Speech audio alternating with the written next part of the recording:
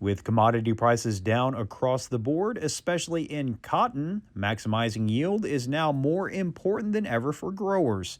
And one of the biggest ways of doing that is keeping their fields free of pigweed.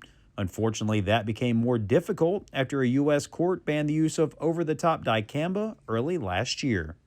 It's very important, the older chemistries, the products that are labeled for pastures or turf, or even labeled for burn down in crops like cotton, those labels weren't impacted. It was just the Ingenia, the Extendamax, and the Atavium, but they were extremely important to us in both cotton and soybean production in those tolerant varieties. Unlike the previous ban, this decision had nothing to do with off-target spraying or environmental concerns. It was instead an error in registration, as the EPA failed to post it for public notice and comment, which started a possible 28-month review. We didn't lose those labels because of an environmental issue. We didn't lose those labels because of a human health issue. It was a procedural issue when registering the product during the last registration process. So as of today, it's still not looking very favorable for 2025. We recommend our growers go ahead and start thinking about their alternative systems. They have been doing that for a couple of months now, and we are working as hard as we can for 2026, but I'm gonna tell you, there are no guarantees. With that in mind, there are other effective options based on the seed variety. However, each of them requires growers to be more prepared and timelier with their application.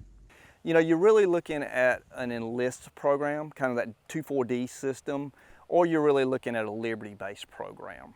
Now, there are a lot of similarities with those programs. Those programs are really only successful if we make sure we don't have any weeds at the time of planting. You have to be super timely, more timely than we were with the dicamba-based program.